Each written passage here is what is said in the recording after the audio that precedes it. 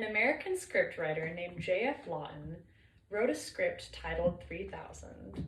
The script was about a prostitute living in Los Angeles, California, and it wasn't the happiest of tales. This dark, gritty drama, however, ended up getting picked up by Disney and transformed it into the rom-com that we all know and love today. Pretty Woman was the highest grossing rom-com of all time when it was released in 1990, and it is important to be at least familiar with a film with such cultural significance. From its underdog beginnings to its blockbuster success, Pretty Woman remains one of the most famous classic films in cinematic history. I have watched Pretty Woman more times than I can count over the span of my lifetime, and I have also watched countless documentaries and videos online, as well as read multiple articles and magazines concerning the topic at hand. First, I will discuss the making of the script, then I will move on to the making of the movie, and finally, I will wrap up with discussing the movie's cultural impact after its release. From its underdog beginnings to its blockbuster success, Pretty Woman remains one of the most famous cult classic films in cinematic history. Pretty Woman's script was originally written as a dark, gritty drama rather than the rom-com we all know and love today. According to Kate Erbland's article, the main character Vivian does not end up with a romantic interest at the end of the film. In fact, she is actually dumped on the curb by said love interest and thrown $3,000 at her as he drives away for payment for the week. Kit, Vivian's best friend, also dies of a drug overdose.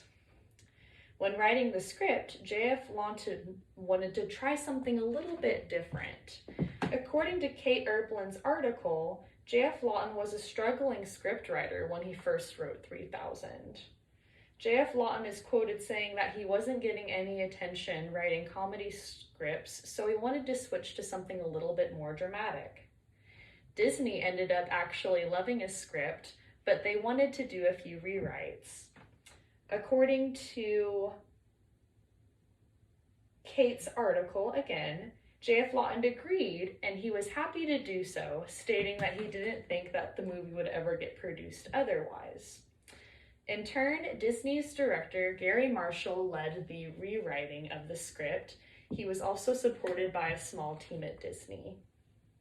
Marshall ended up editing the script to reflect, in his words, a combination of fairy tales. Now that I've discussed the making of the script, I'm going to go ahead and move on to the making of the movie. Not everyone actually was excited to work on the movie, despite its future blockbuster status. It was extremely hard to hire a female lead for the movie.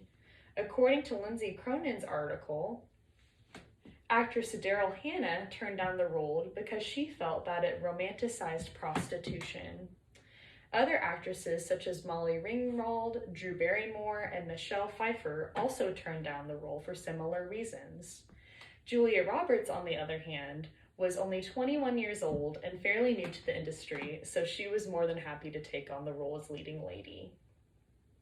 Disney also had a hard time hiring the male lead for the film as well. According to Brad Witter's article, actor Richard Gere didn't initially want to be involved in the film. It was only after Roberts' insistence did he eventually agree to co-star with her in the movie. Actors such as Albert Brooks, Al Pacino, and Burt Reynolds were also offered the role, but they turned it down. Disney even had a difficult time trying to find an actress to fill the role of Kit, Vivian's best friend in the movie. According to Michelle's article, actress Demi Moore originally turned down this role of Kit. Eventually, she was replaced by actress Laura San Giacomo, who plays Kit in the film today. Now that I've discussed the making of the movie, I'm going to go ahead and move on to discuss the movie's cultural impact after its release. Pretty Woman ended up being a smash hit and the most popular rom-com of its time. The film ultimately skyrocketed Julia Roberts' career as an actress. Not only did she win a Golden Globe, but she also was nominated in 1991 as Best Actress for her role, according to Brad Witter's article. Roberts also went on to star in other hit films such as Eat, Pray, Love, Runaway Bride, and Mona Lisa Smiles. The film also earned back more than its initial budget of $14 million. According to Brad Witter's article, the film has grossed nearly $500 million since its release. Pretty Woman was also the third highest grossing film of the year it was released as well in 1990. At the time, it was also the highest grossing film in Disney history. Even to this day, it still holds the record for the highest grossing Disney R-rated film. The film has also attained cultural significance worldwide. According to Brad Witter's article, sayings such as "she rescues him right back" and "big mistake, huge" are often quotable and recognized by others that have watched the film. Vivian's red dress, as pictured here, is also known as one of the most iconic cinematic costumes of all time. The scene where Vivian returns to the clothing store on Rodeo Drive, where she was initially turned away by the clerks, is also a very iconic scene. This scene has been replayed by multiple TV shows and movies as a callback to the original film. Today, I first discussed the making of the movie.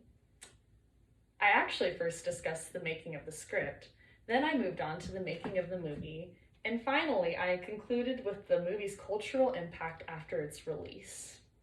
From its underdog beginnings to its blockbuster success, Pretty Woman remains one of the most famous cult classic films of all time. In conclusion, what was originally a dark and grisly tale titled 3000 ended up being transformed by Disney into the phenomenal rom-com that it is today.